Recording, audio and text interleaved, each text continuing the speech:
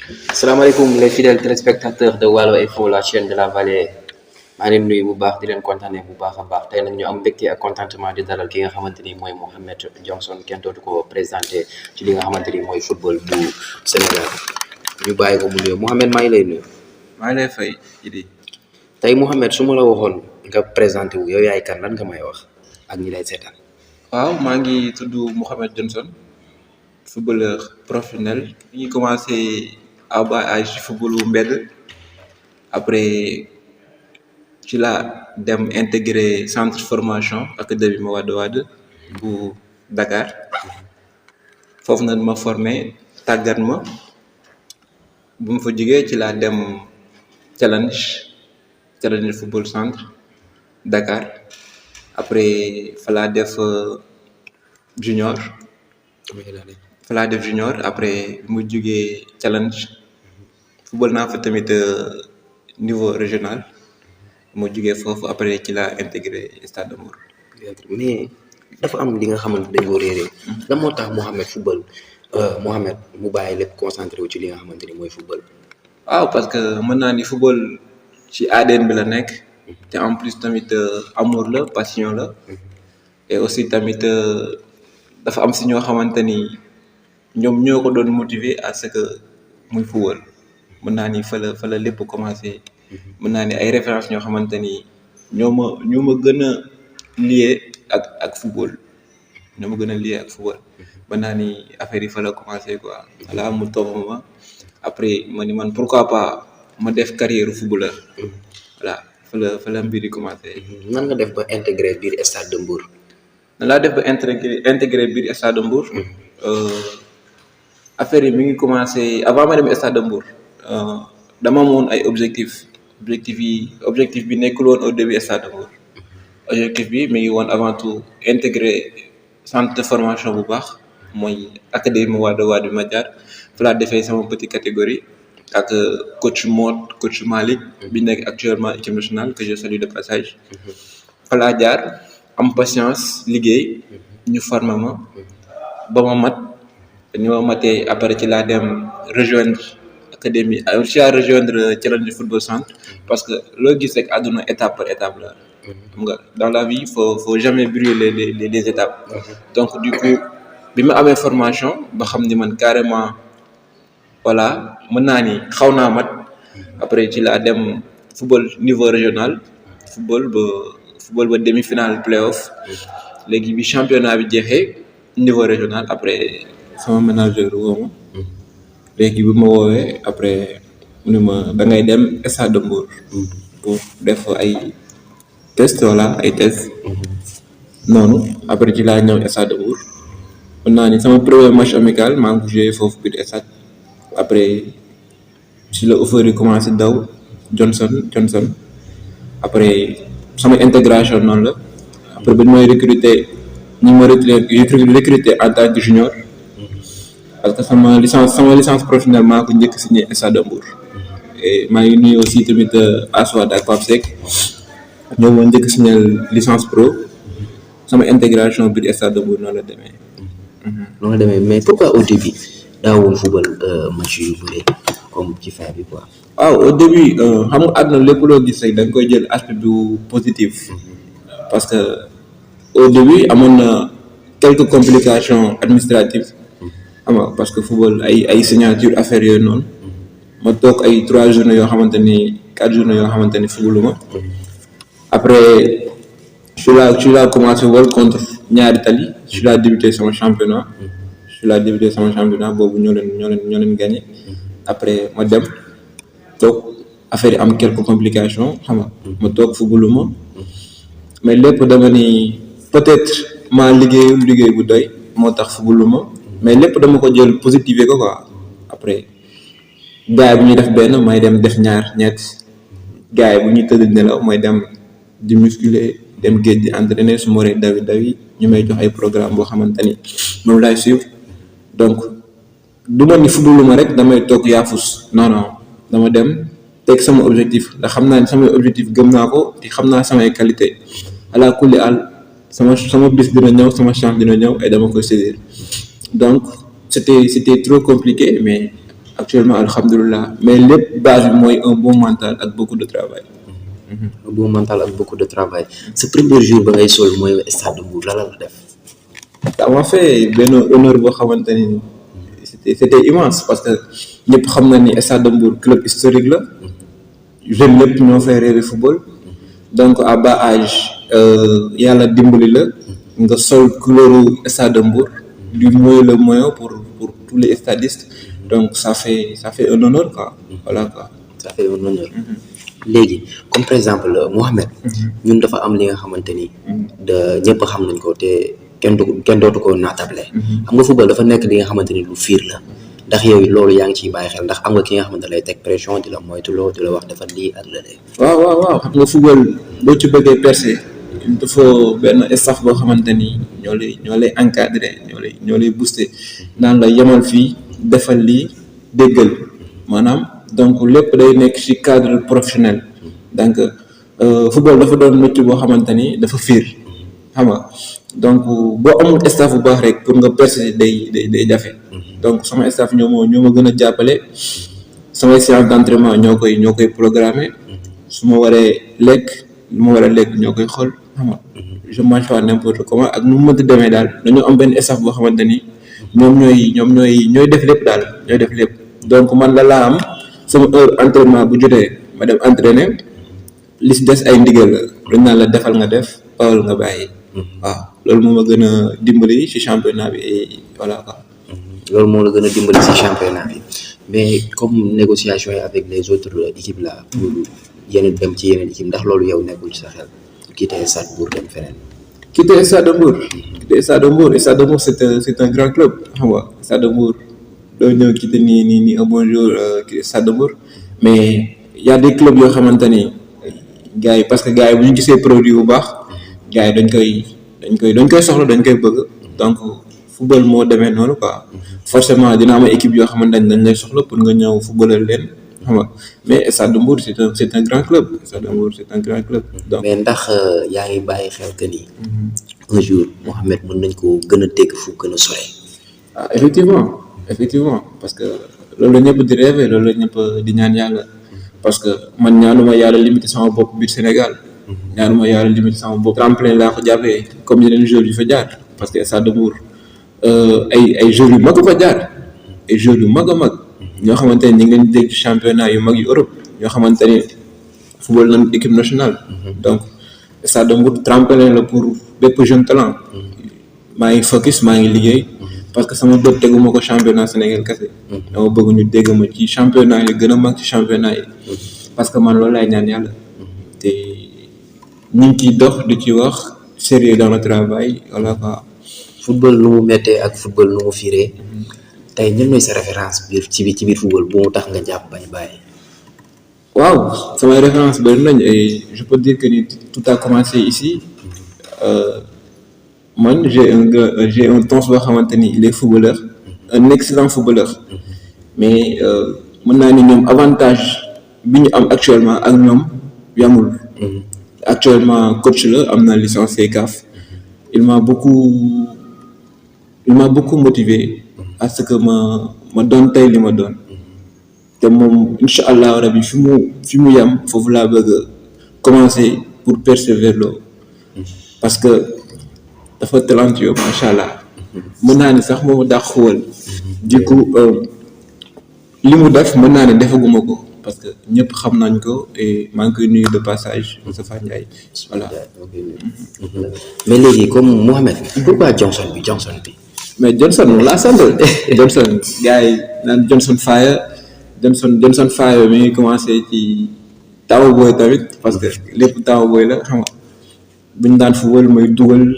gannaaw mais Johnson Faye lu nga tàng da nga métti xam nga noonu la demee di law ba championnat Sénégal bi ñëpp naan Johnson Faye Johnson mais je vous rappelle que man Mouhamed Johnson laa tudd Johnson laa sant waaw Johnson laa sant mooy sama nom de famille xam nga Faye bi nag mi ngi jóge ci dans le terrain je suis chaud je casse tout quoi fa la mbir yi voilà. dëgg la les objectifs de Ahmed lan la objectif yi. waaw y en a plein parce que sànq maa la koy wax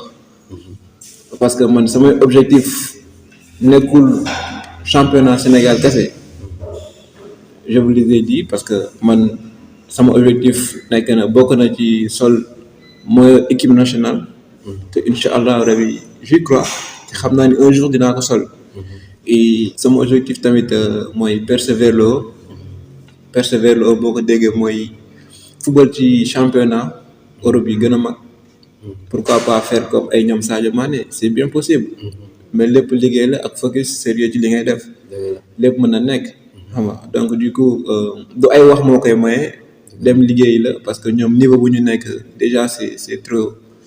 del ci waat li nga xamante ni laajoon naa la ko mais dafa xaw a desat leer tuuti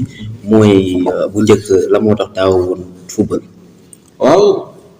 lu tax daaw woon football mooy amoon na coach bi fi nekkoon mooy coach sortant bi parce que jàpp naa ne jour moom entraînement nga koy jugé. entraînement dama doon def lépp dama doon def sax loo xamante ni peut-être sax moroom daaw ñu ko def di donner à fond gars yëpp di si teg seen bët mais après coach bi bu ñëwee choix mooy compter bu ñëwee du la jël mais après damay dem liggéeyi su ma demee liggéeyi ñëwaat la même chose du ma football ba après niñ koy limogé après ñu changer coach beneen coach ñëw vraiment après suñu premier match mu convoqué ma après ci laa gagné confiance am supporter yëpp voilà doon naan kii joueur bi fu mu nekkoon Johnson fu mu nekkoon donc mën naa ni peut-être choix coach am la ak yoo xamante ni peut-être doo comprendre parce que man mii je n'arrivais pas à comprendre parce que entraînement da ngay ñëw di défoncer wu di def lépp loo xamante ni sax peut-être ses propres coéquipiers daaw ñu ko doon def mais bu ñu ñëw di convoquer on te convoque pas kenn du la convoquer mais da ngay dem nga liggéey xaar sa jour. ñu gis ni bi nga commencé football ñu gis ni équipe bi Stade de Mbour xaw na am tuuti coppite. yow it sa saison nga commencé def saison bu baax. waaw comme ni ñu ko waxee au début daa amoon football. loolu peut-être daaw na gën a gàllankoor. et booy xool changement bi ñu commencé am ba ci coach bu bees bu mu ñëwee. ci laa commencé football. bi may commencé football ci. pratiquement moom mi ngi ñëw ci fin dernière journée booy xool ci laa commencé di titulaire bi may titulaire après ci laay dugal parce que booy xool coach sortant bi daa moon classé daa moon jël mais dama dem focus job liggéey moom bu mu ñëwee gis samay qualité ma doy ko mu footballoo ma et bi ma footballowee il n'a pas tort le temps la donné raison parce que voilà mën naa ni j'ai beaucoup aidé l'équipe pour la montée en Ligue 1 ci laa wane sama bopp di dugal et décevoir ko quoi parce que xool na samay qualité xool ni kat carrément war capable na ak samay qualité boot équipe bu Stade de Mbour donc le temps nous a donné raison et loolu laa saisir. coow li yëpp la moo ko indi muy match contre Jamono bu Fatick mooy fi ngay defee double bi ndax mën nga ñu wax ci loolu dara. waaw double boobu noonu mën naa ne c'est historique. parce que contexte double bi nu mu demee la booy xool match bi ay début match bi tag dañoo commencé Jamono Fatick mën nañu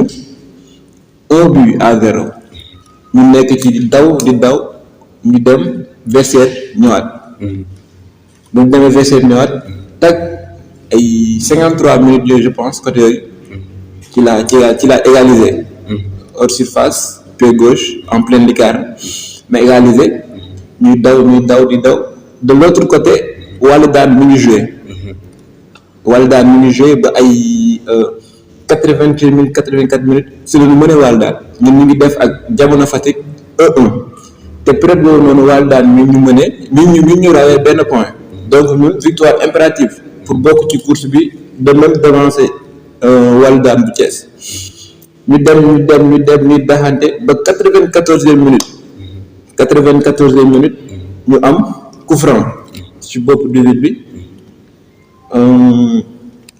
léegi foofu noonu responsable la muy dugg parce que Stade de Mbour ñëpp xam nañ du club bu ndaw monsieur le maire dëkk bi ñëpp jëna imagine ñi ngi fii xam nga ñëpp jëna après man dama nekk nit koo xamante ni dama yàgg bëgg challenge yàgg jël samay responsabilité quoi après ma jël si bal bi ci sama coéquipier man koy nuyu jibital